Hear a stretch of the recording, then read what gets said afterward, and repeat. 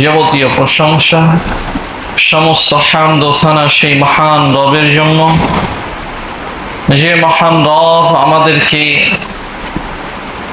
মুসলিমের ঘরে জন্মগ্রহণ করিয়ে একজন আদর্শ মুসলিম হিসেবে প্রণয়ন করে তারই প্রদত্ত বিধান জুমার সালাত আদায়ের জন্য অস্ত্র মসজিদে আসার বসার কিছু কথা বলার তৌফিক প্রদান করেছেন।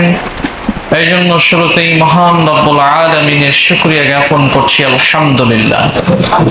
শান্তির অজস্র ধারা অবতীর্ণ হোক আমাদের প্রিয় নবী সাইয়্যিদুল মুরসালিন খাতামুন নবীন, যে মানুষের আদর্শে আদর্শিত হতে পারলে আমরা আদর্শ মুসলিম, আদর্শ মানুষ হতে পারি, যে মানুষের আদর্শে আদর্শিত হতে পারলেই পরকালীন মুক্তি নিশ্চিত করতে পারি, সেই মহামানব শ্রেষ্ঠ মানবের উপর বর্ষিত হোক লাখো কোটি দরুদ। আল্লাহুম্মা সাল্লি আলাইহি আল্লাহুম্মা বারিক আলাইহি। সম্মানিত মুসল্লিবৃন্দ, আজ এই পবিত্র জুমার খুতবার সংক্ষিপ্ত আলোচনার আলোচ্য বিষয় হজের গুরুত্ব ও ফজিলত। হজের গুরুত্ব ও ফজিলত সম্পর্কে সংক্ষিপ্ত কিছু আলোচনা করি। আমি আমার আলোচনা শেষ করার চেষ্টা করব ইনশাআল্লাহুল আজিজ। ওয়া মা তাওফীকি ইল্লা বিল্লাহ। সম্মানিত মুসল্লিবৃন্দ, হজ এটি একটি গুরুত্বপূর্ণ এবং মর্যাদাপূর্ণ ইবাদত, যেটা আল্লাহ সুবহানাহু ওয়া তাআলা যারা সামর্থ্য রাখে, যাদের সামর্থ্য আছে, তাদের উপর আল্লাহ সুবহানাহু ওয়া তাআলা ফরজ করেছেন। নবী মুহাম্মদ সাল্লাল্লাহু আলাইহি ওয়াসাল্লাম ইসলামের যে ভিত্তিগুলো বর্ণনা করেছেন, তার মধ্যে অন্যতম একটি হজকেও তার অন্তর্ভুক্ত করেছেন।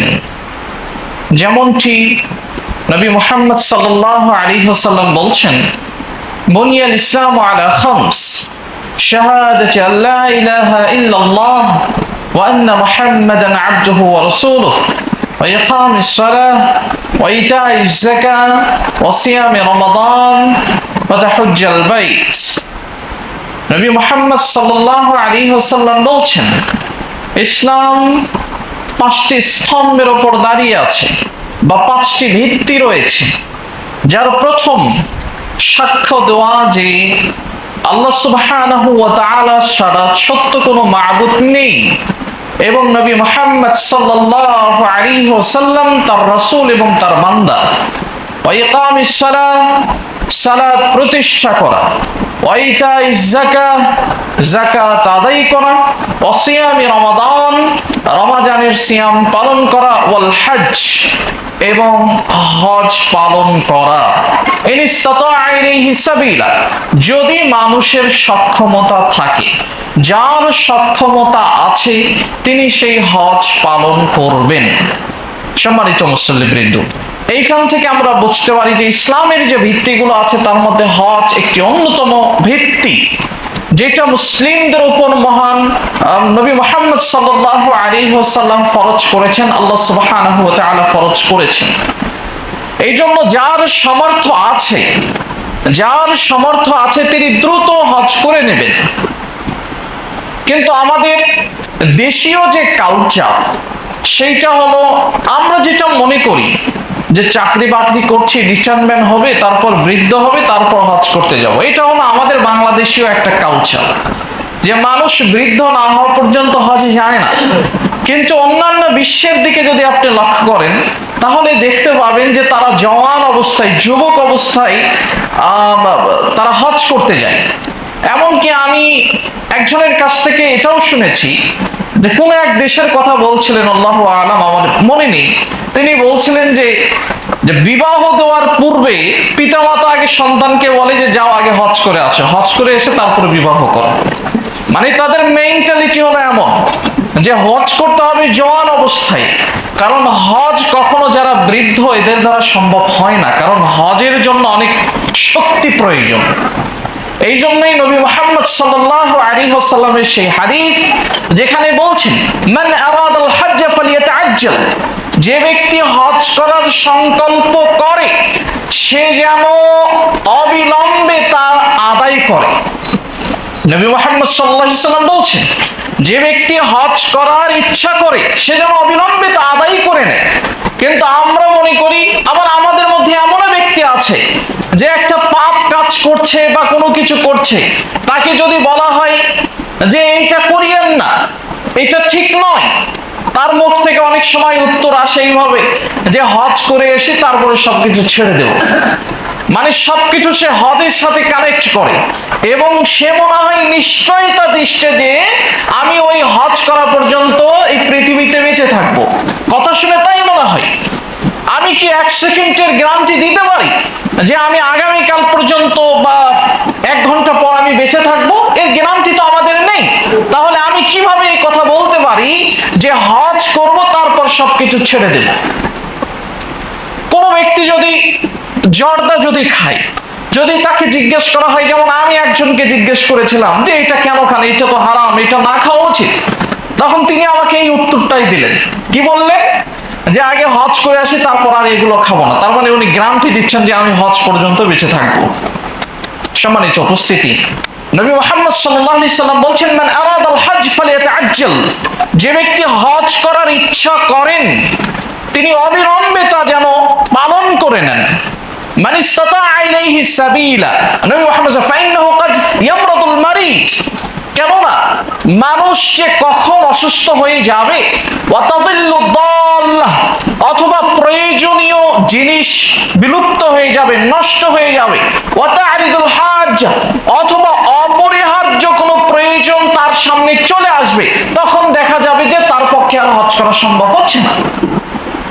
এই জন্য নবী মুহাম্মদ সাল্লাল্লাহু আলাইহি ওয়াসাল্লাম বলছেন যে তুমি যখন হজ করার সংকল্প করেছো, সুস্থ থাকতেই তুমি হজ করে নাও। হঠাৎ করে অসুস্থ চলে আসতে পারে, অথবা এমন একটা বিপদ চলে আসতে পারে যে হজের যে মাল সামানাত প্রয়োজন সেটা আর নেই, অথবা এমন কোনো প্রয়োজনীয় অপরিহার্য বিষয় আমার সামনে চলে আসতে পারে যে আমার পক্ষে আর হজ করা সম্ভব হচ্ছে না। সেই জন্য বলছেন যে এটা আসার পূর্বেই তোমরা হজ করো বা হজ করার সংকল্প করে তাড়াতাড়ি হজ করে নাও। সম্মানিত মুসল্লিবৃন্দ, আল্লাহ সুবহানাহু ওয়া তাআলা তিনি বলছেন, ওয়ালিল্লাহি আলান নাসি হিজ্জুল বাইত মান ইসতাতা ইলাইহি সাবিলা ওয়া মান কাফারা ফাইন্নাল্লাহা গানিয়্যুন আনিল আলামিন, যে ব্যক্তির সামর্থ্য আছে সেই ব্যক্তির উপর আল্লাহ সুবহানাহু ওয়া তাআলাকে সন্তুষ্ট করার উদ্দেশ্যে হজ করা ফরজ। ওয়ামান কাফারা, আর যে ব্যক্তি এটাকে অস্বীকার করবে, ফাইন্নাল্লাহা গানিয়্যুন আনিল আলামিন, সে যেন জেনে রাখে যে নিশ্চয় আল্লাহ সুবহানাহু ওয়া তাআলা এই পৃথিবীর বাসীর থেকে তিনি মুখাপেক্ষীহীন, এই পৃথিবীর বাসীর প্রতি তিনি মুখাপেক্ষী নন। আল্লাহ সুবহানাহু ওয়া তাআলা অপর এক আয়াতে তিনি বলছেন, ওয়াতিম্মু আল হজ্জ ওয়াল উমরাতা লিল্লাহ ফাইন উহসিরতুম ফামাসতাইসারা মিনাল হাদি, মহান আল্লাহ সুবহানাহু ওয়া তাআলা বলছেন তোমরা হজ এবং উমরা পরিপূর্ণ করো, তোমরা হজ এবং উমরা পরিপূর্ণ করো আল্লাহর জন্য। ফাইন উহসিরতুম, যদি তোমাদের উপর কোনো বাধা প্রাপ্ত হও বা তোমরা কোনো বাধাগ্রস্ত যদি হয়ে যাও, তাহলে ফামাসতাইসারা মিনাল হাদি, যেটা তোমাদের জন্য সহজলভ্য সেটা তোমরা কুরবানি করো। যদিও এই আয়াতটা আল্লাহ সুবহানাহু ওয়া তাআলা অবতীর্ণ করেছেন নবী মুহাম্মদ সাল্লাল্লাহু আলাইহি সাল্লাম যখন মদিনা থেকে মক্কায় তিনি হজের জন্য রওনা দিয়েছেন, হুদাইবিয়া নামক জায়গায় এসে যখন মক্কার মুশরিকরা বাধা দিল যে নবী মুহাম্মদ সাল্লাল্লাহু আলাইহি ওয়াসাল্লামকে মক্কায় এই বছর হজ করতে দেওয়া যাবে না, তখন আল্লাহ সুবহানাহু ওয়া তাআলা এই আয়াতটা অবতীর্ণ করলেন যে তোমরা হজ পরিপূর্ণ করো, উমরা পরিপূর্ণ করো, যদি কোনো কারণে যদি তোমরা বাধাগ্রস্ত হও তাহলে তোমরা যেটা সহজলভ্য সেইটা তোমরা ওইখানেই আল্লাহর জন্য কুরবানি করো। তো এইখানে এই দিক থেকে এই আয়াতকে কেন্দ্র করে অসংখ্য মুফাসসিরিনে কিরাম তারা ব্যাখ্যা করছেন, হজ যেমন মুসলিমদের উপর ফরজ, ঠিক তার পাশাপাশি উমরাও মুসলিমদের উপর ফরজ। কারণ আল্লাহ বলছেন আতিম্মুল হজ্জ ওয়াল উমরা, তোমরা হজ এবং উমরা পরিপূর্ণ করো। যেমন এটা হজের ফরজ হওয়ার দলিল, ঠিক উমরাও ফরজ হওয়ার দলিল। এই দলিলের আলোকে মুফাসসিরিনে এই ফতোয়া তারা প্রদান করেছেন। সম্মানিত মুসলিমবৃন্দ, হজ এটা মুসলিমদের উপর একবারই ফরজ হয়, বারবার নয়। যদি বারংবার যদি কেউ হজ করেন তাহলে অবশ্যই এটা তার জন্য নফল হিসাবে, এটা তার জন্য ফরজ হিসাবে নয়। তবে একবারই নবী মুহাম্মদ সাল্লাল্লাহু আলাইহি ওয়াসাল্লাম এটা ফরজ করেছেন। যেমনটি আবু হুরায়রা রাদিয়াল্লাহু তাআলা আনহু বলছেন, খাতাবানা রাসূলুল্লাহ সাল্লাল্লাহু আলাইহি ওয়াসাল্লাম, নবী মুহাম্মদ সাল্লাল্লাহু আলাইহি ওয়াসাল্লাম তিনি খুতবা প্রদান করছিলেন। খুতবা প্রদান করাকালে তিনি বলছিলেন, قد فرض الله عليكم الحج, নিশ্চয় আল্লাহ সুবহানাহু ওয়া তাআলা তোমাদের উপর হজকে ফরজ করেছেন। ফাহুজ্জু, সুতরাং তোমরা হজ করো। ফাকালা রাজুল, তখন একজন ব্যক্তি দাঁড়িয়ে বললেন, ইয়া রাসূলুল্লাহ আকুল্লু আম আল হজ্জ, আমাদের উপর কি প্রতি বছর হজ পালন করা কি ফরজ? আমাদের উপর প্রতি বছর হজ পালন করা কি ফরজ? ফাসাকাতা, নবী মুহাম্মদ সাল্লাল্লাহু আলাইহি ওয়াসাল্লাম কোনো কথা বলছেন না, তিনি চুপ করে আছেন। হাত্তা ক্বালাহা সালাসান, এমনকি ব্যক্তিটি তিনবার এই কথাটা উল্লেখ করেছেন। আকুল্লু আম আকুল্লু সানা, আমাদের উপর কি প্রত্যেক বছর কি হজ পালন করা ফরজ? নবী মুহাম্মদ সাল্লাল্লাহু আলাইহি সাল্লাম অবশেষে বললেন, লাউ কুলতু নাআম লা ওয়াজাবাত, এখন যদি আমি মুহাম্মদ সাল্লাল্লাহু আলাইহি সাল্লাম বলি হ্যাঁ, তাহলে লা ওয়াজাবাত, এটা ফরজ হয়ে যাবে, এটা ওয়াজিব হয়ে যাবে। না ফামাসতাতাতুম, তখন তোমরা আর প্রতি বছর হজ করতে সক্ষম হবে না। দারুনি মা তারাকতুকুম, সুতরাং আমি যতটুকু কথা তোমাদেরকে বলি ওই কথার উপরই আমাকে ছেড়ে দাও, মানে বেশি প্রশ্ন করিও না। আমি তোমাদেরকে বলেছি হজ ফরজ, সুতরাং হজ ফরজ, তোমরা যেটা বোঝো ওইটাই। কিন্তু তোমরা যখন বাড়তি প্রশ্ন করছো, তখন তোমাদের উপর যদি আমি এখন নাম বলি, হ্যাঁ যদি বলে দিই, তাহলে এটা তোমাদের উপর ফরজ হয়ে যাবে, তখন তোমরা সক্ষমতা অর্জন করবে না। সুতরাং আমি যতটুকু কথা বলি এইটুকু কথার উপর আমাকে ছেড়ে দাও। فإنما هلك من كان قبلكم بكثرة سؤالهم واختلافهم على أنبيائهم, আর তোমাদের পূর্ববর্তী যারা জাতি ছিল তারা ধ্বংস হয়ে গেছে বিকাসরতি সুআলিহিম, তাদের বেশি বেশি সুআলের কারণে, বেশি বেশি প্রশ্নের কারণে, ওয়াখতিলাফিহিম আলা আনবিয়াইহিম, এবং তারা তাদের নবীদের সাথে মতবিরোধ করার কারণে তারা ধ্বংস হয়ে গেছে। ফাইদা আমারতুকুম বিশাইইন, যখন আমি তোমাদেরকে কোনো বিষয়ে আদেশ করব, যখন আমি তোমাদেরকে কোনো বিষয়ে যখন আদেশ করি, তখন ফাতু বিহি মাসতাতাতুম, তোমরা যতটুকু সক্ষমতা আছে তোমাদের সে অনুযায়ী সেই আদেশকে তোমরা পালন করো।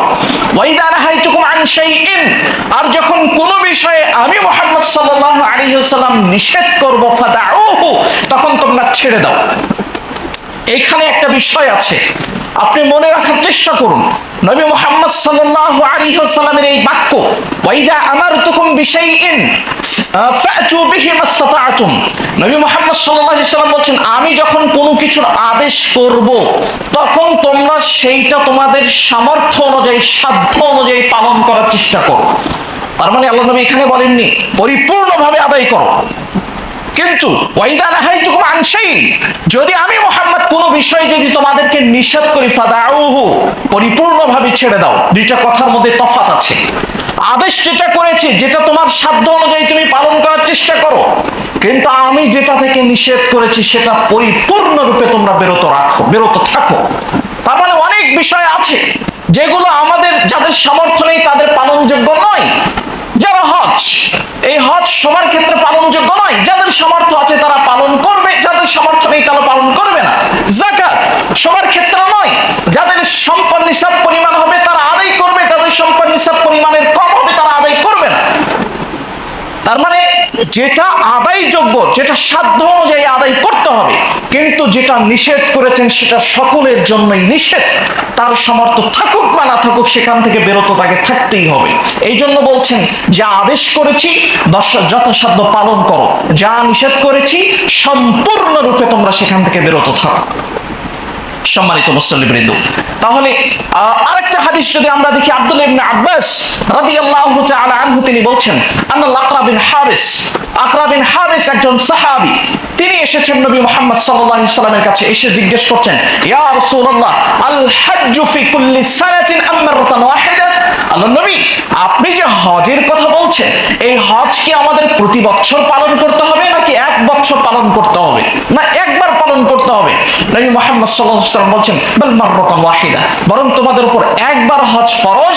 ফাইমান জাদা, যে ব্যক্তি এই একবারের বেশি করবে, ফাহুয়া তাতাওয়া, সেটা তার জন্য নফল হিসাবে হবে, তবে ফরজ সেটা মুসলিমদের উপর একবারই।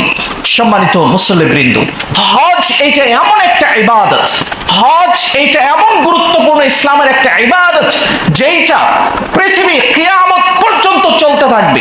পৃথিবীর পরিস্থিতি যত খারাপই হোক না কেন, সেইটা কিয়ামত পর্যন্ত অবধি এইটা চলমান থাকবে। যেমনটি বলেছেন নবী মুহাম্মদ সাল্লাল্লাহু আলাইহি ওয়াসাল্লামের সেই হাদিস, যেটা আবু সাঈদ খুদরি রাদিয়াল্লাহু তাআলা আনহু তিনি বর্ণনা করছেন।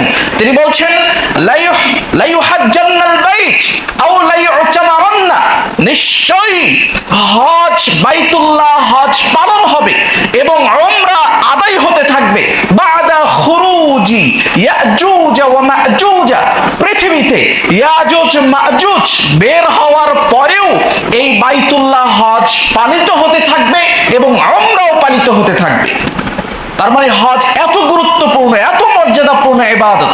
এই যে বুখারীর একটা হাদিসে নবী মুহাম্মদ সাল্লাল্লাহু আলাইহি সাল্লাম বলছেন, লা তাকুমুস সাআ, কিয়ামত সংগঠিত হবে না যতক্ষণ পর্যন্ত হাত্তা লা ইয়াহুজ্জাল বাইত, যতক্ষণ পর্যন্ত এই বাইতুল্লাহ ঘরে হজ পালিত হবে ততক্ষণ পর্যন্ত পৃথিবীতে কিয়ামত পালন হবে না, কিয়ামত প্রতিষ্ঠা হবে না। সম্মানিত উপস্থিতি, আমি আপনাদেরকে যেটা বোঝাতে চাচ্ছি যে নবী মুহাম্মদ সাল্লাল্লাহু আলাইহি ওয়াসাল্লাম এবং আল্লাহ সুবহানাহু ওয়া তাআলা আমাদের উপর হজ একবারই ফরজ করেছেন। এর ফজিলত কি? নবী মুহাম্মদ সাল্লাল্লাহু আলাইহি সাল্লামের ভাষ্য অনুযায়ী, যিনি হজ করবেন মহান আল্লাহ সুবহানাহু ওয়া তাআলার জন্য, আল্লাহ সুবহানাহু ওয়া তাআলা তার সমস্ত গুনাহগুলোকে তিনি ক্ষমা করে দেবেন। সুবহানাল্লাহ। যেমনটি নবী মুহাম্মদ সাল্লাল্লাহু আলাইহি ওয়াসাল্লাম বলছেন, মান হাজ্জা লিল্লাহ, যে ব্যক্তি আল্লাহর জন্য হজ করবে, ফালাম ইয়ারফুস ওয়া লাম ইয়াফসুখ, কোনো গুনাহ করবে না, কোনো অশালীন কাজ করবে না, এমন যদি হয় কোনো গুনাহের কথাও বলবে না, রাজা কামা ওয়ালাদাতহু উম্মুহু, সে ওই দিনের মতো ওই দিনের কাছে চলে যাবে যেই দিন তার মা তাকে জন্মগ্রহণ করেছে। অর্থাৎ যেই দিন তার মা তাকে জন্ম দিয়েছে তখন যেভাবে নিষ্পাপ ছিল, একজন মুসলিম যদি আল্লাহর জন্য সেই হজ পালন করে তাহলে তিনি সেই দিনের মতো হবেন, অর্থাৎ তার কাছে কোনো গুনাহ থাকবে না বা সমস্ত গুনাহ আল্লাহ ক্ষমা করে দেবে।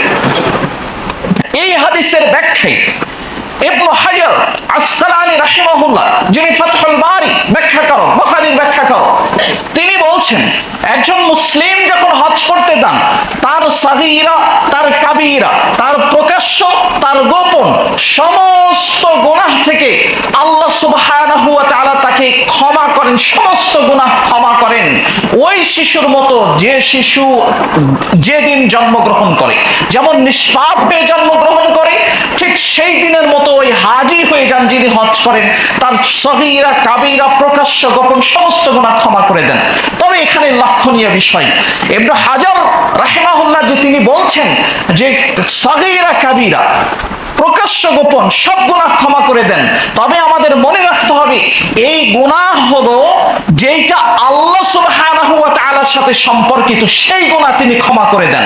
কিন্তু যে গুনাহ বান্দার সাথে সম্পর্কিত, আমি এক বান্দাকে কষ্ট দিয়েছি, আমি এক বান্দার সম্পদ হরণ করেছি, তার টাকা লুণ্ঠন করেছি, ছিনতাই করেছি, সেই গুনাহ আল্লাহ সুবহানাহু ওয়া তাআলা কোশ্চেন কালো ক্ষমা করবেন না। কেন?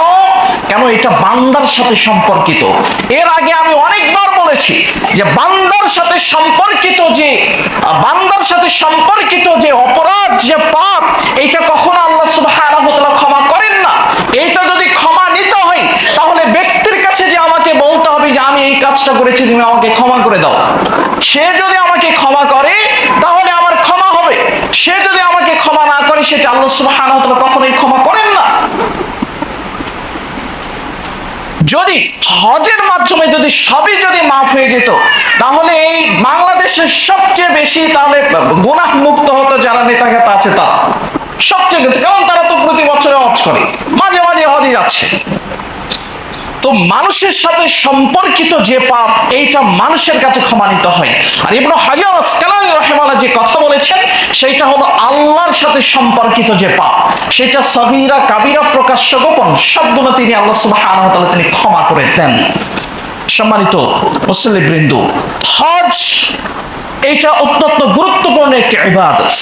যেমনটি নবী মুহাম্মদ সাল্লাল্লাহু আলাইহি সাল্লাম আরেক হাদিসে বলছেন, আল উমরাতু ইলাল উমরাহ কাফারাতুন লিমা বাইনাহুমা, এক উমরাহ হতে আরেক উমরাহ এর মাঝ বরাবর যে সগীরা গুনাহ আছে, সেই সগীরা গুনাহ কাফারা মানে মাফ করে দেন আল্লাহ সুবহানাহু ওয়া তাআলা।